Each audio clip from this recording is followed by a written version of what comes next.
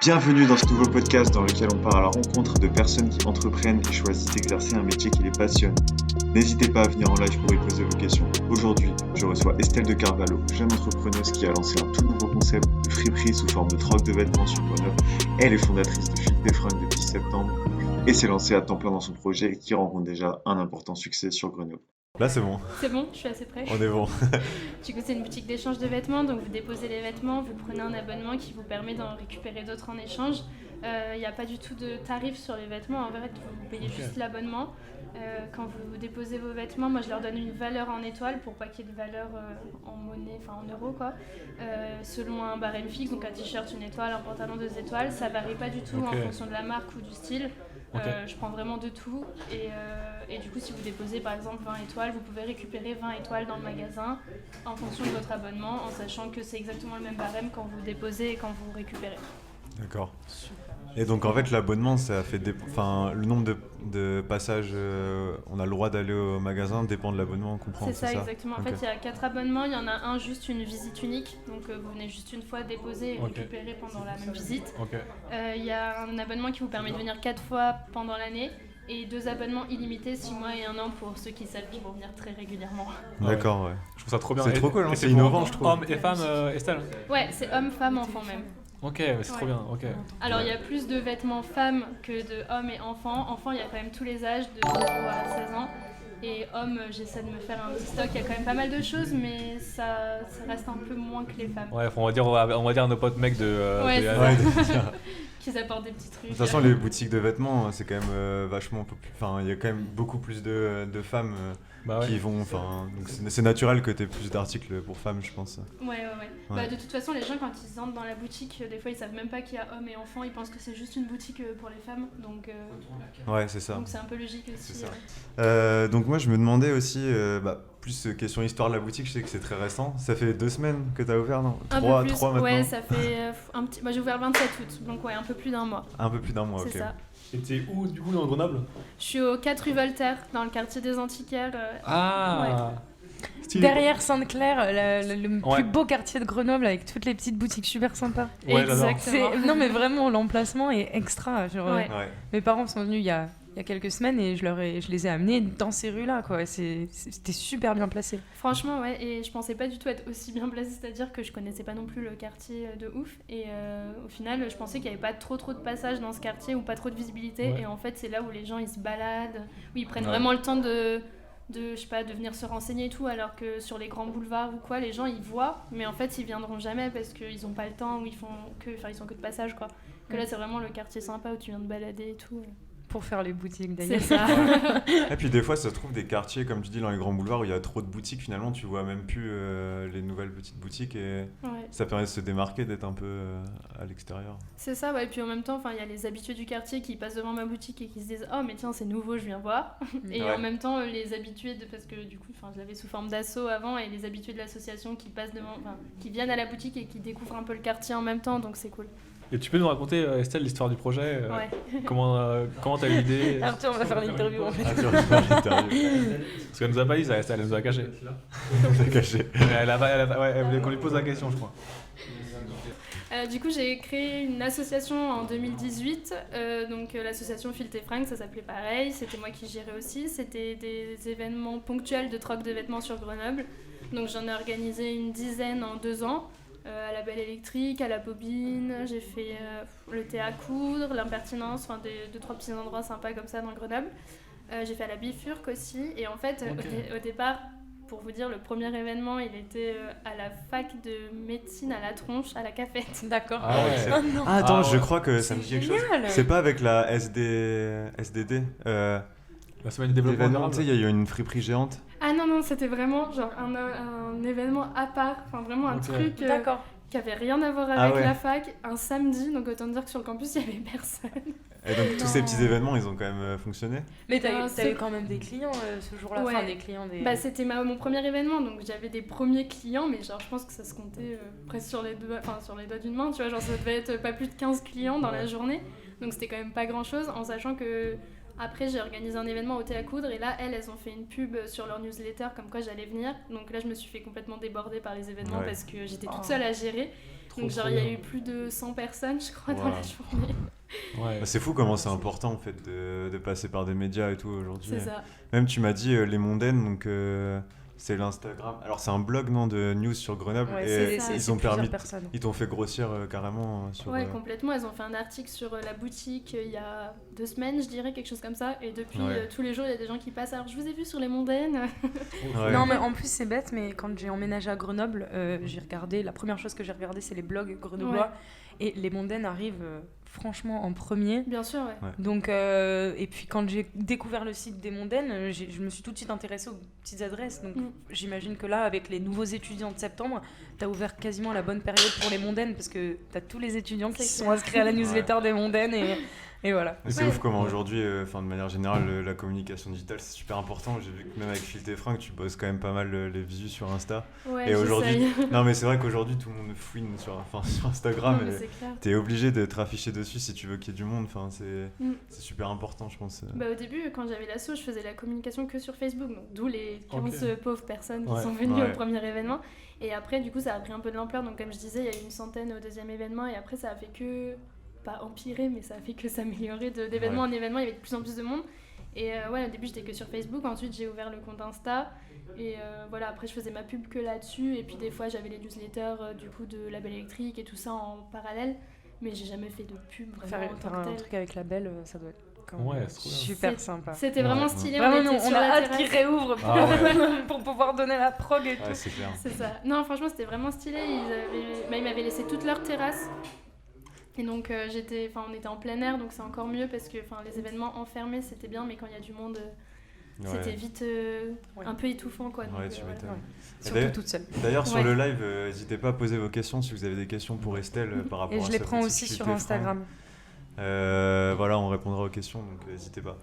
Après, tu disais, j'étais toute seule au premier événement. Après, j'ai vite compris qu'il me fallait du monde pour m'aider, donc j'ai pris des bénévoles. On était autour d'une dizaine de bénévoles, je pense, à chaque événement, et du coup, ça se passait beaucoup mieux. Mais c'est vrai qu'il y avait des fois 1 heure, 1 heure et demie de queue avant de rentrer dans la boutique, entre guillemets, éphémère, mais ouais. D'accord. Ça, c'est bien. Je trouve ça trop bien le projet comme ça, moi. Ouais, mais moi, je trouve ça trop bien aussi. Mais en fait, c'est quelque chose que tu kiffes faire, et du coup tu montes un truc et tu t'investis dans quelque chose. Je trouve que c'est ultra différent de ce qu'on est habitué à faire en école d'ingé, où on est habitué à apprendre un métier et à le faire ensuite. Là, c'est toi-même, tu crées ce que tu as envie de faire. Tu regardes ta passion. C'est ça, je trouve ça trop.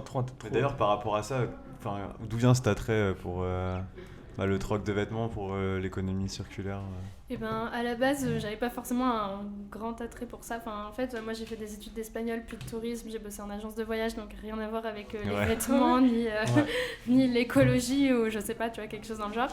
En gros, quand j'étais en stage, tout ça à Grenoble, déjà en arrivant à Grenoble, t'es forcément sensibilisé sur l'écologie, l'économie circulaire, le recyclage, tout ça, parce que Grenoble c'est quand même la ville verte de référence. Le maire. C'est ça. Donc déjà en arrivant en 2018, en gros, j'ai été vachement sensibilisée. Après, j'ai toujours aimé un peu chiner les vêtements dans les friperies, les trucs comme ça. Et en arrivant à Grenoble, j'étais ultra déçue parce qu'il y avait vraiment pas grand chose. Non, il y a rien en friperie. Elles sont pas ouf, Et puis elles sont chères. Moi, celle qui est rue Lafayette, elle est hyper chère. C'est laquelle? Rue Lafayette.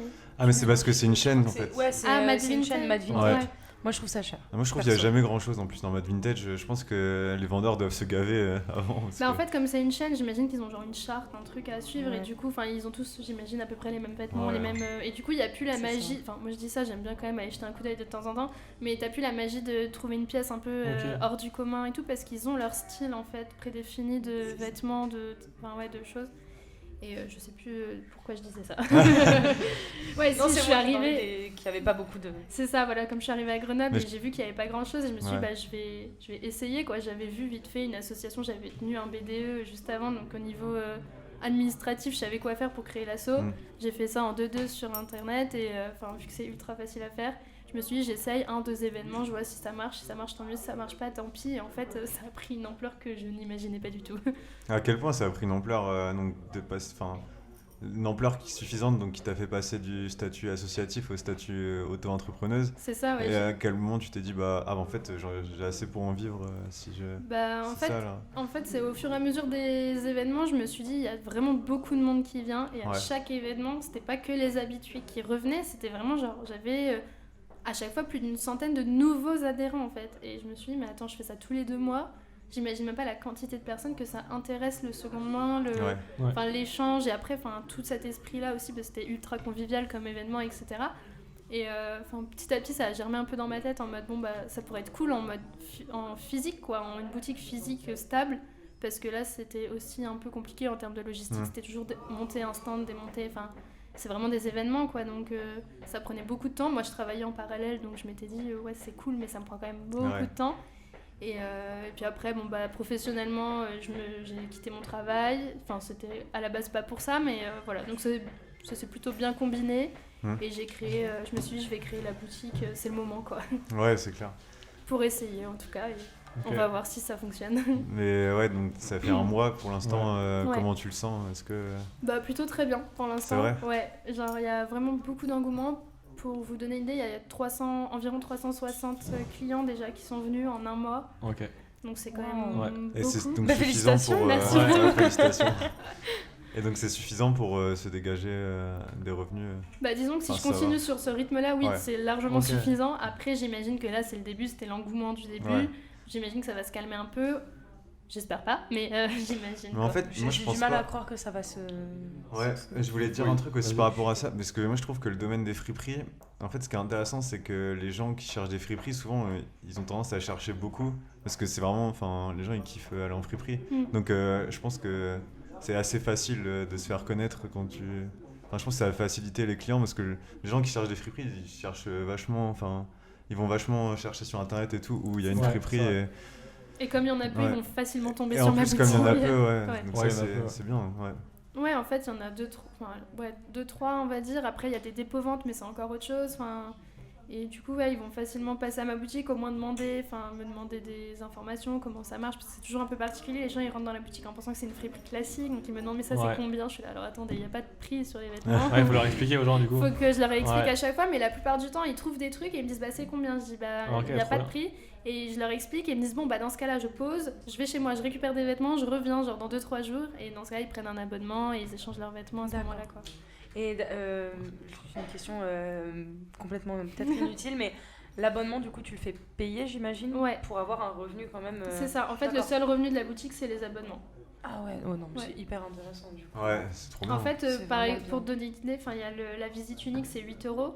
Okay. Donc par exemple, pour 8 €, tu peux venir à la boutique, déposer 3 sacs de fringues qui traînent au fond de ton placard depuis 5 ans, et tu récupères plein d'autres fringues qui te plaisent en boutique. Alors même si tu récupères pas autant, tu récupères des fringues qui te plaisent, et pour 8 €, t'as plein de choses, alors qu'en magasin, pour 8 €, t'as à peine un t-shirt, quoi. En fait, ce que je trouve cool aussi dans la formule, c'est que souvent... moi, je connais des friperies qui sont dans la petite ville à Saint-Lô, donc si mes copains de Saint-Lô, vous regardez le live. En fait, les anciennes friperies, les anciens modèles, souvent, c'était des modèles où ils rachètent tes fringues, donc tu peux venir déposer tes fringues et te les faire racheter. Sauf que du coup, les gens, ils n'ont pas obligation de racheter derrière, donc il y a pas mal de gens qui viennent juste vendre leurs vêtements. Et au final, le truc, il a coulé, je crois, à cause de ça. Parce que personne vient acheter. Et toi, en fait, ça permet d'obliger les gens derrière en fait, ça les oblige pas. Ça les oblige pas, mais ça les incite à prendre du seconde main. C'est stylé. Moi, la chose que je trouve bien aussi là-dedans, et je m'en étais pas forcément rendu compte avant d'ouvrir, vite fait, mais je pensais pas que ça allait être autant ça. En gros, les gens, ils déposent leurs vêtements d'abord pour un motif principal, c'est se débarrasser des choses qui ne leur servent pas, mais qui veulent pas vendre parce que c'est chiant à faire, qui veulent pas les donner à Emmaüs ou à la remise parce que en même temps ça a un peu de valeur, et du coup là ils donnent des vêtements qui ont une petite valeur pour eux, ils les donnent, donc ça leur demande pas de grand effort de venir jusqu'à la boutique, et en échange en fait ils ont quand même quelque chose, ils ont des vêtements, et il y a vraiment tout style, toute marque, toute taille, et du coup ça convient vraiment à tout le monde, et au terme de clients, j'ai vraiment de tout, et c'est ça qui est bien. Il y a autant des jeunes étudiantes qui viennent pour le motif un peu économique, en mode j'aimerais bien avoir des nouveaux vêtements, mais en même temps j'ai pas tant d'argent, donc je peux pas aller faire les magasins tous les jours, mais autant j'ai des vêtements au fond de mon placard que je peux venir échanger. Il y a des personnes, notamment pour les familles d'ailleurs, parce que vu que je fais enfant, les enfants ils grandissent vite, donc ils tournent tout le temps. Je veux dire, ils posent du 3 ans, ils prennent du 4 ans, enfin voilà. Et je les vois toutes les semaines avec leur abonnement illimité, elles sont trop mignonnes. Et après, j'ai aussi des gens qui viennent pour le motif écologique, en mode bon bah voilà, j'ai décidé de plus racheter en fast fashion, du neuf quoi. Ouais. Et dans ce cas-là, c'est hyper pratique pour eux aussi parce que ils peuvent refaire leur garde-robe toutes les saisons pour pas grand-chose et en même temps pour du seconde main. Quoi. Donc t'as vraiment une communauté assez diversifiée. Ouais, et ça c'est vraiment cool. Et d'ailleurs sur le live, si vous voyez Estelle, t'es habillée en seconde main, c'est ça, de ta boutique. Alors j'ai un jean Lee Cooper, un petit t-shirt tout simple, donc, mais voilà, ouais. Vraiment des vêtements cool dans sa boutique. Ouais, et encore là j'ai pas pris les meilleurs. Une question, j'ai vu que du coup à ta boutique t'as employé une stagiaire cette année. Donc ça. comment ça se passe avec elle Est-ce que t'arrives à gagner du temps grâce à elle, etc. Complètement. Et franchement, aujourd'hui, c'était vraiment l'exemple typique. C'est-à-dire que ce matin, il n'y a eu pas grand monde, donc on a pu faire un peu de rangement. Enfin, j'ai une réserve qui est quand même pleine de vêtements. Je manque vraiment pas, et parce que les gens, ils déposent toujours plus que ce qu'ils récupèrent, ce qui est normal. Enfin, tu trouves pas forcément 3 sacs cabas entiers de vêtements qui te plaisent dans la boutique. Mais ce qui fait que j'ai un énorme stock et donc la stagiaire Estelle, elle s'appelle Estelle aussi. Ça va, on peut pas se Estelle au tromper. carré. C'est ça. En gros, là aujourd'hui, cet après-midi, on a été complètement débordés. Il y a beaucoup de monde qui est passé et en plus ils ont tous déposé beaucoup de vêtements. Donc en fait, quand les vêtements ils arrivent, moi je suis obligée de les trier, de vérifier s'ils sont en bon état et tout. Et heureusement qu'elle était là, ouais. Et franchement, je pense qu'à long terme, si ça continue sur ce rythme-là, je vais être obligée d'embaucher plutôt que de prendre des stagiaires parce que... Ouais, parce que faut du full time. On a un petit message de Victor. Ok. Que nous, on connaît, du coup, Estelle non, mais il a pas de questions, en fait. Il voulait juste dire qu'il trouvait ça trop stylé comme initiative. C'est très gentil. Voilà. Merci, Victor. Ouais, c'est clair. Puis en fait, je trouve que nous, dans le monde de l'ingénierie, on a beaucoup de startups autour de créer des nouvelles tech et tout. Et en fait, revenir à des trucs basiques comme le seconde main, c'est des trucs qui sont vachement, qui sont essentiels en fait. Qui sont pas, ça sert à rien d'aller chercher loin. Ça, c'est des trucs qui ça aide la planète et ça a fait économiser les gens, il n'y a pas besoin de chercher plus. Non, mais il n'y a que du bénéfice en fait sur ce principe. C'est clair. Mais est-ce que tu es quand même un peu restrictive au niveau des vêtements? Donc, j'ai vu que tu prends pas les tachés, les troués, etc. Ouais, bien sûr. Ouais. Est-ce que au niveau des marques, etc., tu essaies d'avoir un stock de qualité? Non, c'est vraiment de tout. Alors oui, j'essaie d'avoir un stock de qualité. Après, je prends quand même tout. C'est-à-dire que quand la personne elle me dépose ses sacs de vêtements, je vais prendre tout à partir du moment où c'est en bon état. Je vais pas lui dire non, ça c'est moche, je prends pas, tu repars avec. Parce qu'au final, moi, mon avis, il est hyper subjectif. Moi, ce que je trouve beau ou moche, peut-être que toi-même, tu trouveras pas les mêmes choses belles ou moches. Et du coup, je prends de tout parce que vu que ma clientèle est ultra diversifiée, et ça permet en fait à tout le monde de s'y retrouver. Et moi des fois je mets des trucs en rayon en mode ça partira jamais, et en fait 1 heure après il y a une personne qui arrive et qui me le prend et je dis mais comme quoi il faut vraiment mettre de tout quoi. Après c'est moi qui l'ai choisi, c'est moi qui veux une clientèle ultra diversifiée, ce qui n'est pas le cas justement dans les friperies où eux ils font vraiment genre du tri, ils ont des trucs hyper précis, des choses de marque assez anciennes ou pas, mais ils ont un style hyper prédéfini que moi non, et ça permet vraiment à tout le monde de s'y retrouver quoi. Ouais, ça c'est vraiment top. Est-ce qu'il y a des questions sur le live, Bastien? Il n'y a pas de questions? Pas de questions sur le live, dis donc. Alors, plus personnellement, comment ça se passe vis-à-vis de tes parents quand tu lances ta boîte? Est-ce qu'ils ont eu peur ou des choses comme ça? Mes parents, ils étaient en mode déjà pourquoi t'as démissionné de ton taf? T'es sûr, tu vas monter une boîte, mais ça va marcher, mais... C'est effrayant, non? Ils étaient un peu inquiets en mode mais Estelle, c'est une asso, donc pour l'instant forcément ça se passe bien, c'est une asso, ils payent presque rien pour venir échanger leurs fringues. Est-ce que genre en boutique ça va être la même chose, sous forme, parce que là du coup je suis auto-entrepreneuse. Donc c'est pas du tout pareil, c'est d'autres statuts, j'ai beaucoup plus de dépenses, ne serait-ce que le loyer, tout. Après je pars un peu loin, mais l'URSSAF, les impôts, faut quand même y penser. Moi au début j'étais en mode on verra. Je me suis vachement renseignée pendant le confinement. Du coup pendant les 2 mois, j'ai passé 2 mois à me renseigner sur tout ce qu'il fallait en termes administratifs, en termes légaux et tout.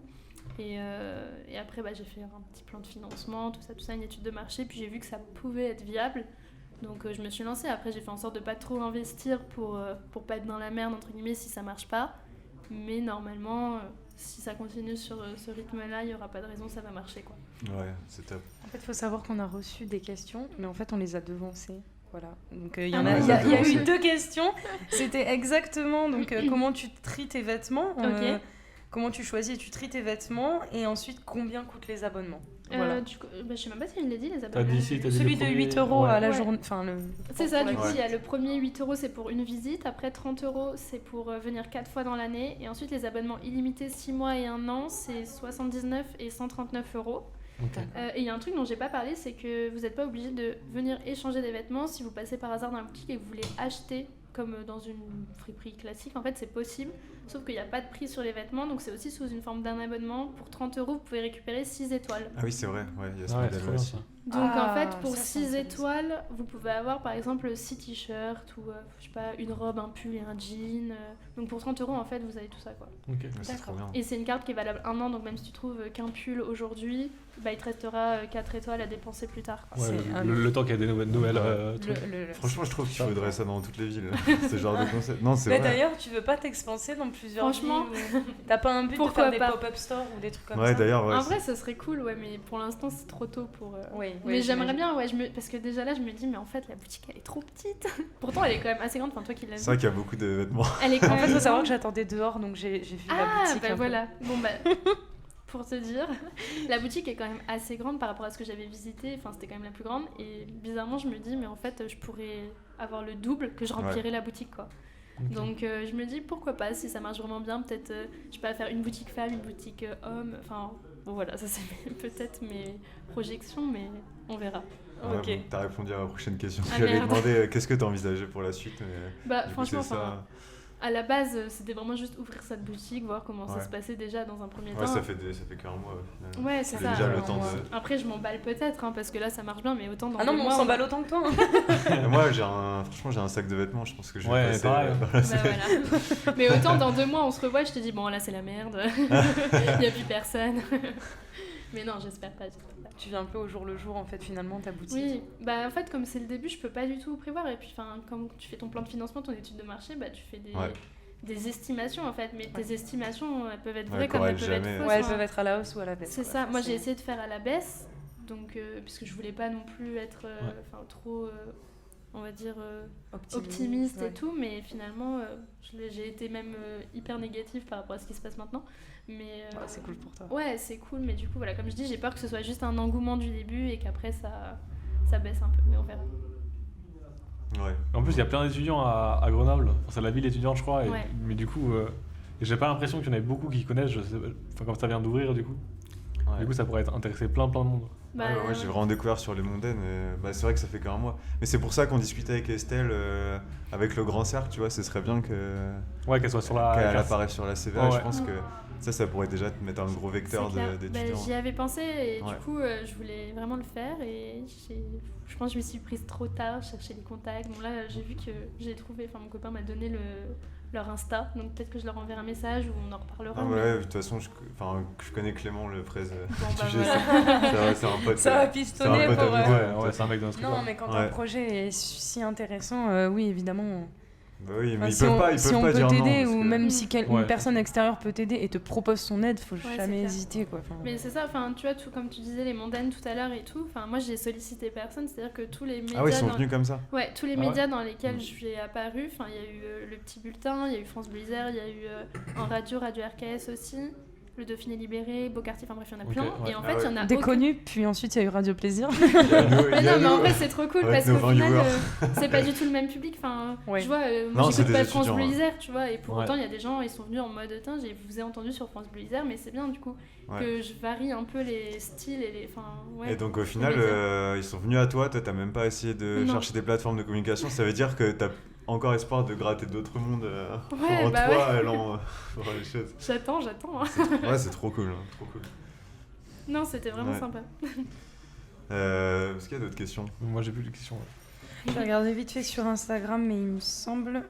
Comment tu as fait ton étude de marché encore, Victor? Mais il a pas posé la même question la semaine dernière. Ouais, il a fait une heure. Mon étude de marché, ça a été très compliqué parce que j'y connais rien. Enfin, franchement, moi j'ai pas du tout fait des études de commerce. Ouais. Enfin, j'en sais rien. Je sais même pas ce qu'il faut faire comme étude pour ouvrir un commerce comme ça. Mais j'étais là devant mon PC, j'ai tapé ouvrir un commerce. Non, je rigole, mais enfin, tu te renseignes sur les sites des impôts, du gouvernement, tout ça, genre sur ce qu'il faut faire. Et l'étude de marché, bah, je me suis renseignée sur la population à Grenoble, leurs tendances, ce qu'il y avait déjà. tu vois, en termes de friperie, de magasins de vêtements, parce que finalement, les magasins de vêtements, c'est pas des concurrents directs, mais tu vois, Zara, H&M, ça reste des concurrents. Tu vois, la personne, elle hésite entre aller à H&M et venir chez toi acheter un vêtement, donc ça reste des concurrents. Donc j'ai listé tout ça, j'ai fait le pour et le contre, entre guillemets, genre qu'est-ce qui vaut le coup d'aller chez Zara, qu'est-ce qui vaut le coup de venir chez toi. Alors peut-être chez Zara, ça va être des pièces tendance, pas trop chères. Tu viens filer tes fringues. Bah, ça dépend. Ouais. Ça dépend des fringues, mais ça dépend vraiment. Ça dépend. Bon, après, Zara, c'est peut-être pas le bon exemple, mais tu vois, je vois. par exemple, Complètement ce que H&M, tu veux dire, même d'autres vêtements. Enfin, là, j'ai pas d'autres marques en tête, mais voilà. Et après, file tes fringues, tu viens pour l'écologie, pour le budget, pour. C'est novateur.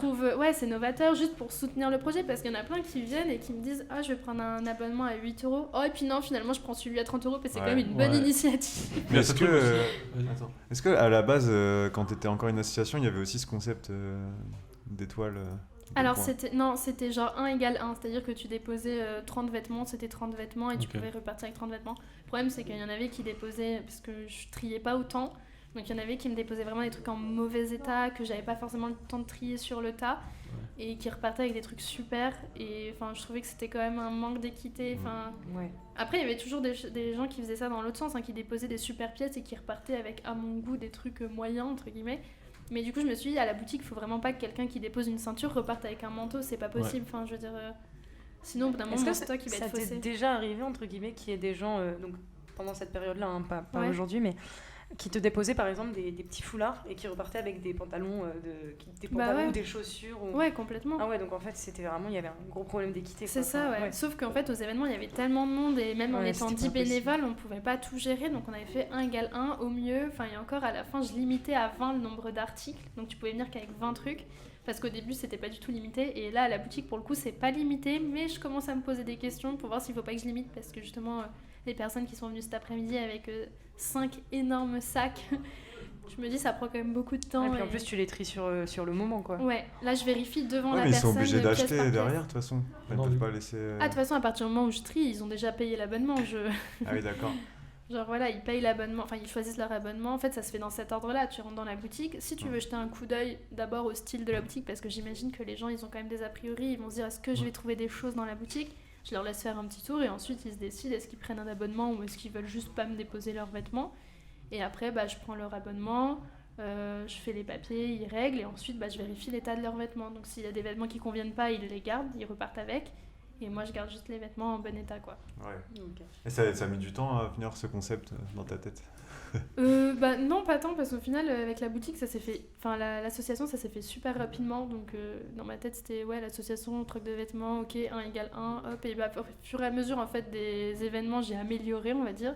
Et du coup, la boutique, c'était juste l'aboutissement du truc où il fallait juste que je rende ça rentable et d'un point de vue, on va dire, un truc fonctionnel, quoi, que je puisse m'en sortir toute seule. Et c'est pour ça que j'ai créé le système d'étoiles, que je vérifie les vêtements avec la personne, etc. D'accord, ok. Est-ce que tu veux lire le petit message qu'on a reçu? Ouais, on a reçu un petit message de Marie, c'est une pote à moi qui est au GC. Ok. Elle m'a dit, trop cool en tout cas l'initiative, je vais en parler au Respo Partenariat du GC. Trop bien. Tu vois, ça va aller très vite. T'as bien fait de venir ce soir. Parce qu'en fait, elle est au GC, du coup, voilà. Putain, trop elle bien. était au GC l'année dernière, elle y est plus, Marie, qu'est-ce qu'elle me raconte? Oui, tu règles ça avec elle. Là, elle peut pas parler, mais... Non, en vrai, c'est trop cool. Moi, c'est mon copain qui m'en avait parlé. Moi, je connaissais pas du tout. Enfin, je suis pas du tout... j'ai jamais été étudiante à Grenoble. Donc, autant dire que les écoles et tout, j'y connaissais rien. Et lui, qui a fait Felma, il était là en mode, mais il faut trop que t'apparaisses là-dedans. Après, c'est encore une chance d'être à Grenoble, parce que je pense que des cartes comme ça, il y en a pas dans toutes les villes. Et le GC, c'est le 2e BDE de France.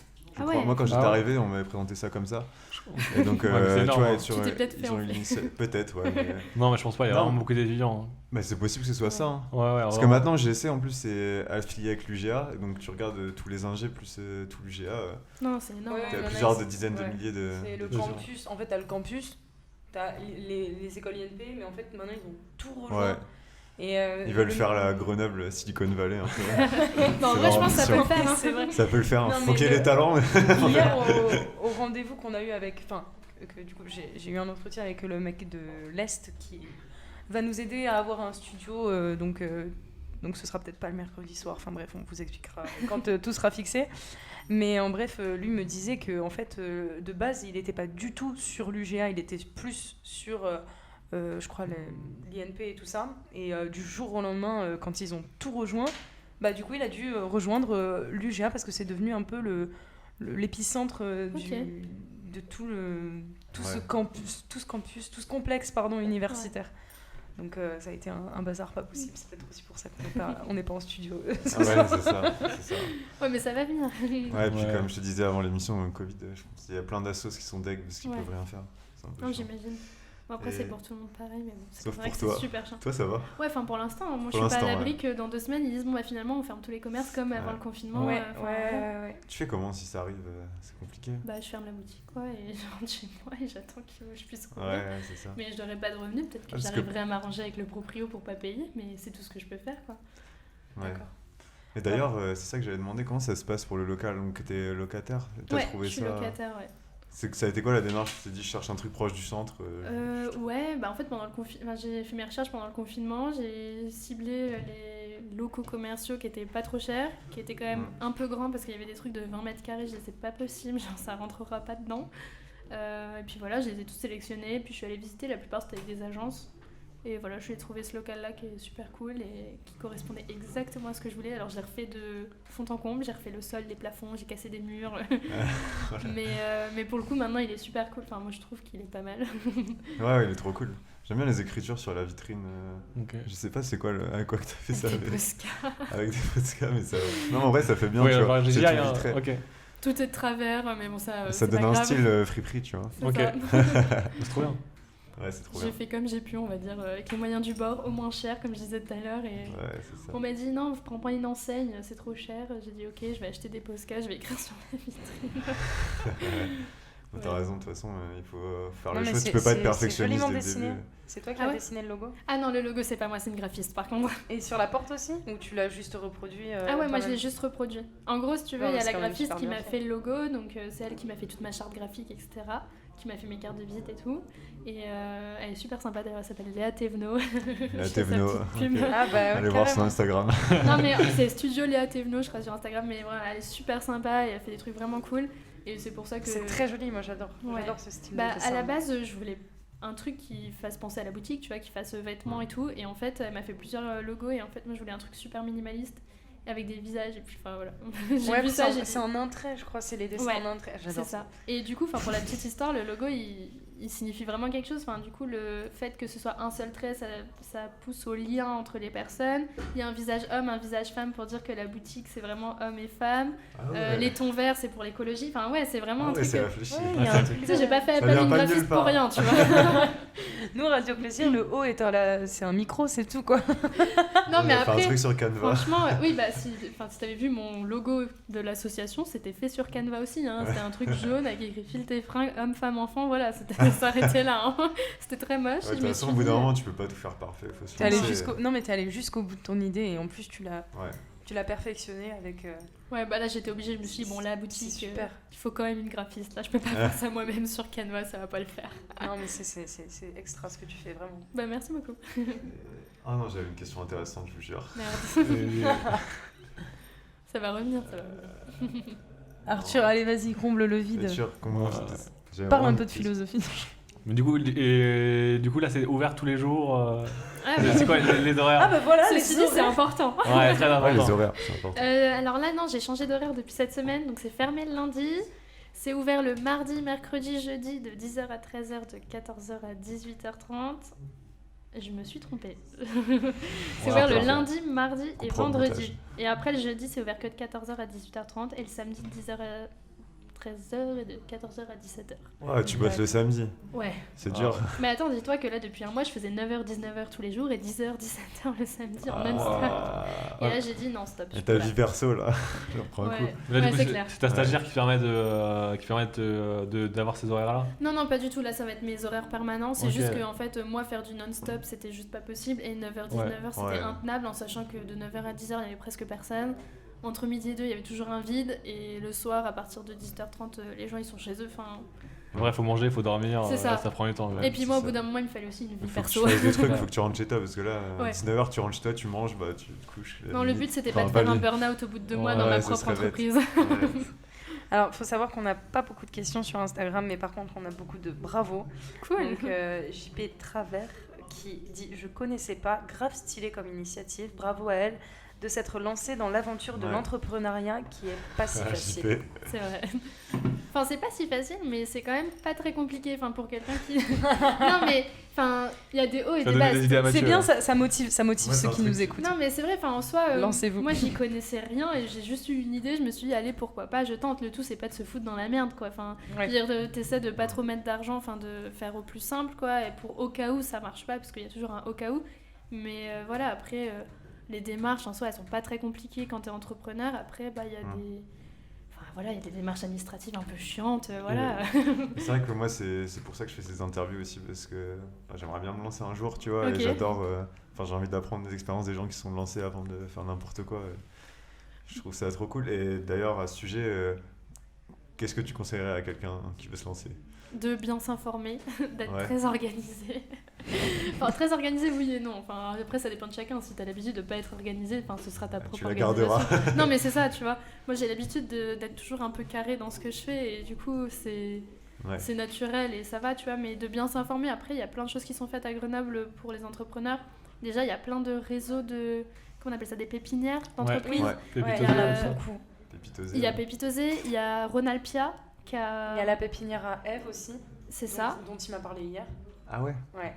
Il y Ouais, il y a a, plein de non, en trucs, vrai, il y a ça. plein de choses. Et d'ailleurs, Ronalpia, ils ont soutenu. Enfin, moi, j'adore ce qu'ils font. Du coup, je fais un peu de pub aussi pour eux. D'Abba Consigne, c'est un peu dans le même style. Enfin, c'est aussi un peu écologique. Ils proposent des consignes à des restaurants, Ouais. donc des tupperwares en fait consignés en verre. Et du coup, tu achètes cette consigne et ça te permet de pas prendre d'emballage en fait quand tu vas chercher à emporter dans un restaurant. Donc, ils ont tout un réseau de restos partenaires. Et voilà, ils sont passés par Ronalpia et du coup là ils étaient en phase de test et tout et ça marche plutôt bien donc c'est pour ça que Ok. je pense que passer par un réseau comme ça, enfin je sais pas si c'est des entreprises, si c'est des associations mais entre guillemets Oui, ils il y a te- but lucratif. Ouais, voilà, Mm. c'est ça. En gros, ils t'aident quand même vachement parce que eux, ils ont tous les supports. Enfin, ils savent niveau légal, au niveau administratif, ce qu'il faut que tu fasses. Donc, ils te soutiennent là-dedans. Alors que quand tu te lances tout seul, enfin, Tu comme sais moi j'ai rien. fait, Ouais, tu c'est sais un rien, quoi. soutien énorme. c'est Ouais, vraiment- complètement. ouais. Et t'es sûr de pas te planter, t'es sûr de pas faire de la merde. Enfin, moi, j'ai fait de la merde dès le début. C'est-à-dire que je me suis renseignée, je suis allée aux réunions de la CCI de Grenoble pour voir comment. Enfin, il y avait un truc, c'était 10 clés pour entreprendre. Donc, t'y vas et ils te disent vite fait, entre guillemets, ce qu'il faut savoir avant de se lancer. Donc, c'est super bien. En vrai, c'est très très bien fait. Après, ils proposent des ateliers et tout. Mais après, t'es un peu livré à toi-même. C'est-à-dire que si t'es Ouais. pas dans un organisme comme ça, bah, tu fais ta démarche tout seul dans ton coin. Chez toi, et moi j'ai fait ma démarche, je me suis plantée en cochant les cases, j'ai dû rectifier auprès de l'URSSAF. Enfin, mais après, t'apprends aussi de tes erreurs, tu vois, mais en Ouais. soi, c'est pas compliqué, tout est un peu Ouais, faut rectifiable. juste faire en fait. Oui, c'est ça. ouais. Moi j'ai fait, j'ai vu que je m'étais trompée, j'ai tout rectifié, maintenant c'est à peu près bon. Mais t'as Pour pas toi, eu le des... mot, c'est lancez-vous. quoi. Ouais, complètement, faut se lancer. Lancez-vous, ce sera l'épisode. l'épisode du podcast. C'est ça, lancez-vous. Ouais, non mais en vrai, il faut, enfin, je veux dire, si vous avez une idée et que vous pensez que ça peut être cool, bah voilà. En vrai, tu l'as quand même testé ton idée avant Oui, de je l'ai- savoir. Bah, je l'ai testé implicitement, enfin sans vraiment le vouloir parce qu'à la base je voulais, enfin mon idée de base c'était pas de créer une entreprise, Ouais, c'était c'est vraiment cool, ouais. essayer un truc cool avec une asso. Mais après oui, enfin oui il faut forcément tester son idée ou être sûr que ça va marcher parce qu'il y a, enfin voilà mais faut pas se lancer non plus à l'aveugle. Et là, Parce que- financièrement, vas-y, financièrement, il y a une banque qui te fait confiance et qui t'accompagne ou c'est toi tout seul qui assume Non j'assume pas toute seule. ouais. En gros j'ai fait un prêt auprès de ma banque perso, Ok. donc ça c'est possible grâce à mes parents, merci papa, merci maman, parce qu'ils sont garants d'absolument tout. C'est comme quand Ouais. tu prends ton appart, tu vois, Bah genre ouais. au début tes parents ils sont obligés d'être garants parce que tu n'as pas de revenus, etc. Et moi comme j'ai pas de... En tant qu'entrepreneur en fait t'as pas un revenu fixe dès le départ, donc en fait il te faut des garants pour un prêt, pour un truc et voilà. Donc c'est mes parents qui sont garants sur absolument tout, tant le loyer, tant tous mes prêts. Et après, bah, voilà, je suis passée par l'ADI aussi. L'ADI et Gaïa, c'est deux organismes qui peuvent te proposer des prêts à taux zéro. Ok. Et du coup, c'est Ouais. hyper intéressant. Et ils peuvent Ouais. aussi t'accompagner en dehors sur des questions juridiques, etc. etc. Donc ça peut être cool. Et moi, je suis passée par l'ADI, donc j'ai un prêt à taux zéro auprès d'eux. Donc voilà. Ok, trop bien. Donc c'est plutôt cool. Ouais.